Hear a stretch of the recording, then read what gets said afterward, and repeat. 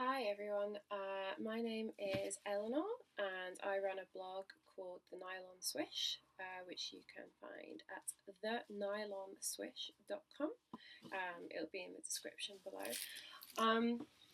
I'm currently measuring and wrapping up some fully fashioned stockings. They're vintage, they're from the 40s and the 50s. And I just wanted to show you how, well, first of all, what is a fully fashioned stocking? Why is it so special? Why they're different from modern stretchy stockings. And also I thought I'd show you how I measure them. So first of all, I should explain that I'm wearing these gloves because I just got my nails done this morning and I just don't want to snag the stockings. I don't want to catch my nails on the stockings before anyone's even worn them because that would make me really sad. Okay, so let me show you what a vintage stocking is. Vintage fully fashioned stocking. Okay, so there are some videos that I've actually posted on my YouTube channel, which you can find, of the knitting process of a fully fashioned stocking, which will explain a little bit more. So fully fashioned means that you have a stocking that is sewn together. So it's one piece of nylon that's folded in half and then sewn up the side, which leaves a seam. So you can have lots of different types of fully fashioned garments. I think you can have fully fashioned jumpers. I think someone told me. Anything that's made in one piece, sewn in half and seamed or sewn up becomes fully fashioned. So let me show you exactly what I mean. So this is a really short stocking.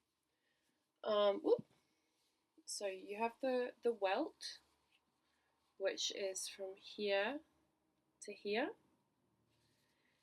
Then you have the shadow welt, and then you have the leg of the stocking, and you have the foot of the stocking.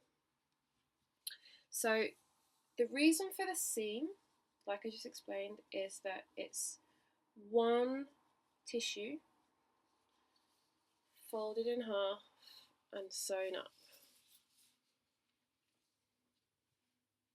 So let me just see if I can, hopefully that makes it a little bit better. Okay, so the seam there, that's where the one piece of nylon was sewn together. Okay, so before that was sewn together, that was one larger piece, probably about this wide, sewn together. So you have the keyhole here, and you have the foot. So here you have the heel. So let me see if I can show you. It's quite difficult to show you because these are quite a light pair. So you have like a square heel here, going down to the foot, then you have the toe reinforcements. So these are service weight stockings, which means that there's cotton woven into the foot of the heel.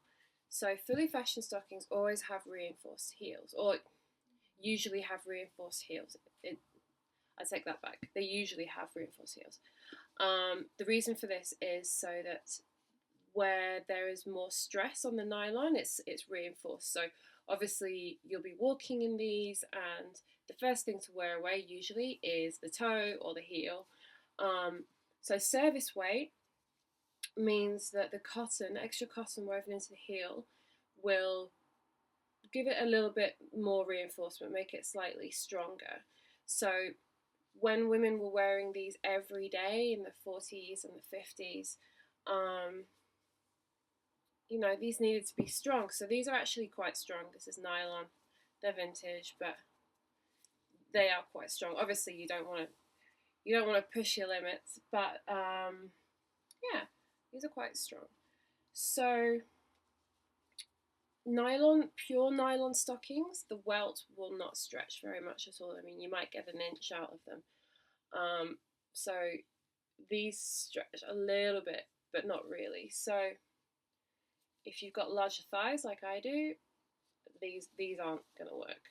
Okay, you can't stretch them, and they're quite small. So these are for ladies or gentlemen with slightly smaller legs. Okay, so what I'm going to do now is I'm going to measure up the foot and the length of the leg. So I'm actually going to be selling these in my online shop later on. It's thenylonswish.bigcartel.com. So I measure in inches. Let me see if I can move this so you can see. Okay, so I would lay down the two stockings on top of each other. I've just left this one here on the side because I was showing you. So I would lay these really flat as this tablecloth will allow. And what I do is I measure them from like where the heel meets the rest of the foot. So here, up to the top of the welt. Move them slightly. Okay, so this one is 28 inches long, so that's for quite a small leg. So we have the leg, which is 28 inches. And then we have the foot. So I measure from the toe to the back of the heel. This one is 8.5 inches.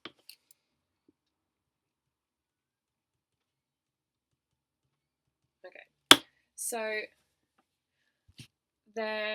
I've actually written a post on how to fit vintage fully fashioned stockings, and you don't need to go and measure your feet. There's a conversion table whereby you look at your shoe size and you see the stocking size that you need. So companies either do stockings by foot size, leg length, or measuring the size of the foot. So I have Australian size 11 feet, which in the UK is 9.5. I tend to wear 10.5 to 11.5 inch feet because I've got quite big feet. The reason that you need to be quite precise with stockings is because they are made in the shape of a leg. So that is the shape of a foot, you see.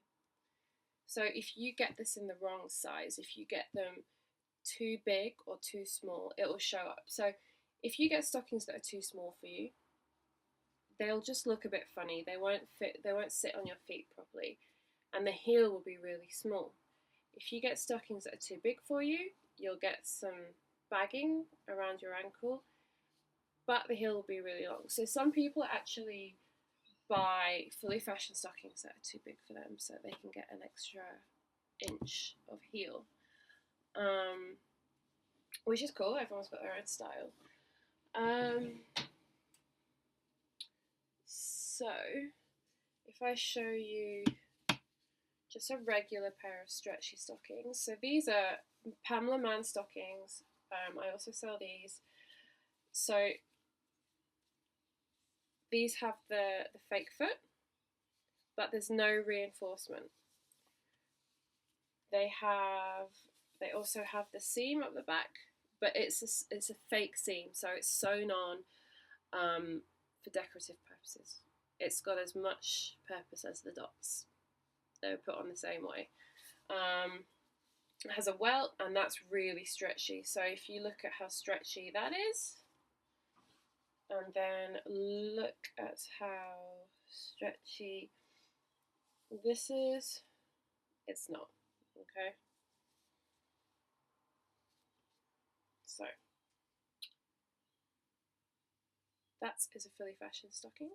I just wanted to talk to you quickly about that. And the video, and I'll see you soon.